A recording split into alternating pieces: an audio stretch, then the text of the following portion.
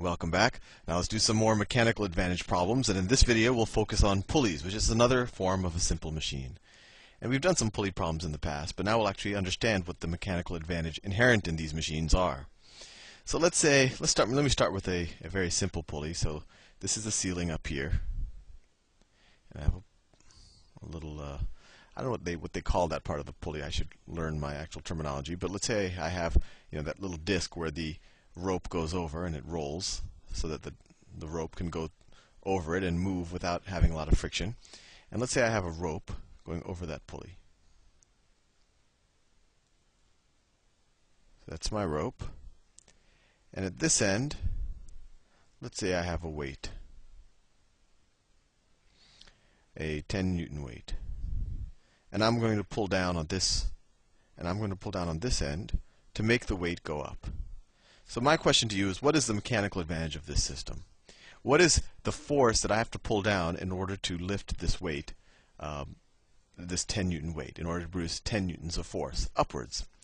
Well, in any pulley situation, and I don't know if really textbooks cover it this way, but this is how I think about it, because you don't have to memorize any formulas, is I just think about, well, what happens to the lengths of rope?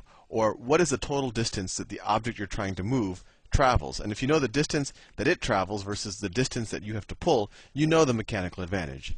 So in this situation, let's say if I were to hold the rope at that point, and if I were to pull it down, I don't know, 10 feet or some arbitrary distance, what happens over here?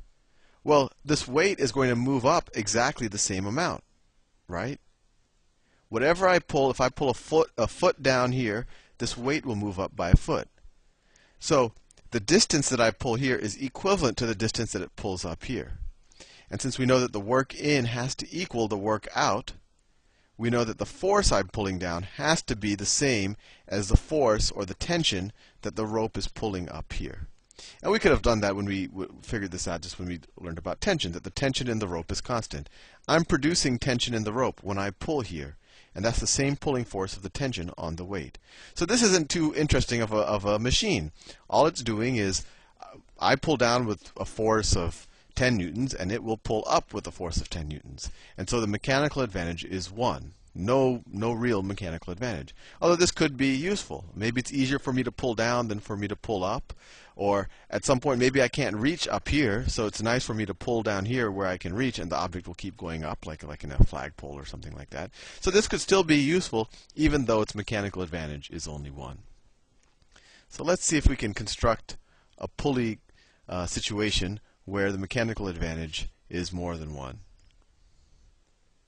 So let's say I have, over here at the top, I still have that same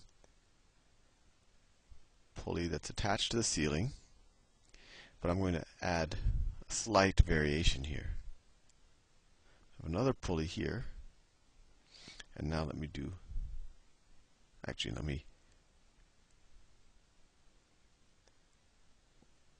whoops.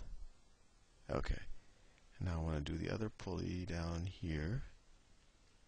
Say here.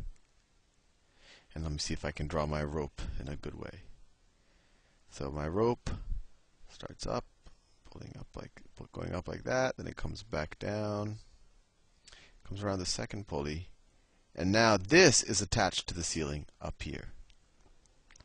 And the second pulley is actually where the weight is attached to. And I don't know, let's just call it a 10 Newton weight again, although it doesn't really matter what its weight is. Let's figure out what the mechanical advantage is. So same question, and this is really the question you always have to ask yourself. If I were to take a point on this rope, and if I were to pull it, let's say I were to pull it 2 feet down. So let's say I take this point and I move it 2 feet down. What essentially happens to the rope? Well, every point on the rope is going to move 2 feet. It's going to move 2 feet to the right. I guess you can view it this way, if you view that motion as to the right. But if this length of rope is getting 2 feet shorter, what is this length of rope getting? Well, this entire length of rope is also going to get 2 feet shorter, right? This entire length of rope right here. But this entire length of rope is split between this side. Let me do it in a different color. Between this side and this side. So if this if I make this side of the rope shorter, I mean the rope goes through the whole thing, but if I take this side of the rope and I pull down by 2 feet, what is going to happen? Well, this is going to get 1 foot shorter. This rope is going to get 1 foot shorter. This is going to go 1 foot shorter. And this length of the rope is going to get 1 foot shorter. And how do I know that? Well, this is all the same rope. And if this is getting 1 foot shorter and this is getting 1 foot shorter, it makes sense that this whole thing is getting 2 feet shorter. But the important thing to realize, if each of these are getting a foot shorter, that this weight is only moving up 1 foot. 1 foot. So when I pull with 2 feet, if I pull the rope down 2 feet here, this weight only moves up 1 foot. So what is the work that I'm doing? Well, the work in is the same as the work out, and we know what the work out is. The work out is going to be the force that this contraption or this machine is pulling upwards with, and that's 10 newtons. So the work out is equal to 10 newtons times the distance that the force is pulling in, times 1 foot. Oh, why did I do feet? I should do meters. That's not a good thing for me to do. It should be meters. I should mix English and metric system. So 10 newtons times 1 meter, so it equals 10 joules. And this has to be the work that I put into it too, right? So the work in also has to be 10 joules. The work into it also has to be 10 joules. Well, I know the distance that I pull down. I know I pull down 2 meters. So I pull down 2 meters. So this has to equal the force times the distance. So the force, which I don't know, times the distance, which is 2 meters, is equal to 10 joules. So divide both sides by 2. So the force that I pull down with is 5 newtons. So I pull down 5 newtons for 2 meters, and it pulls up a 10 newton weight for 1 meter. Force times distance is equal to force times distance. So what was the input force? The input force is equal to 5 newtons, and the output force of this machine is equal to 10 newtons. And mechanical advantage is the output over the input. So the mechanical advantage is equal to the force output divided by the force input, which equals 10 over 5, which equals 2. And that makes sense, because I have to pull twice as much for this thing to move up move up half of that distance. Let's see if we can do another mechanical advantage problem. Actually, let's do a really simple one that we've really been working with a long time. Let's say that I have a wedge. A wedge is actually considered a machine, which it took me a little while to get my mind around that, but a wedge is a machine. And why is a wedge a machine? Because it gives you mechanical advantage. So if I have this wedge here, and this is a 30-degree angle. If this distance up here, let's call this, whatever distance this is, let's call this d. What is this distance going to be? Well, it's going to be d sine of 30, and we know that the sine of 30 degrees, hopefully by this point, is 1/2. So this is going to be 1/2 d. And you might want to review the trigonometry a little bit if that doesn't completely ring a bell for you. So if I take an object, if I take a box, and let's assume it has no friction, we're not going to go into the whole normal force and all that.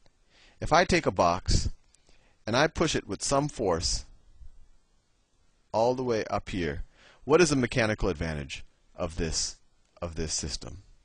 Well, when the box is up here, we know what its potential energy is. Its potential energy is going to be the weight of the box, right? So let's say this is a 10 Newton box. This is a 10 Newton box. The potential energy at this point is going to be 10 newtons times its height, right? So potential energy at this point has to equal 10 newtons times the height, which is going to be 5 joules. And that's also the amount of work one has to put into the system in order to get it into this state, in order to get it this high in the air. So we know that we would have had to put 5 joules of work in order to get the box up to this point. So what is the force that we had to apply? Well, it's that force, that input force, times this distance, has to equal 5 joules, right? So this input force, this isn't 5 joules. It's 10 times 1/2 times the distance. It's 5d joules, right? This isn't some kind of units. It's 10 joules, it's 10 newtons times the distance that we're up, and that's 1/2 d. So it's 5d joules. Sorry for confusing you. 5d joules. And so the force I'm pushing here times this distance has to also equal to 5d joules, right? I just used d as a variable the whole time. Dividing both sides by d, what do I get? The input force had to be equal to 5 newtons. I'm dividing both sides by d meters. So I inputted 5 newtons of force, and I was able to lift essentially a 10 newton object. So what is the mechanical advantage? Well, it's the force output, 10 newtons, divided by the force input, 5 newtons. The mechanical advantage is 2.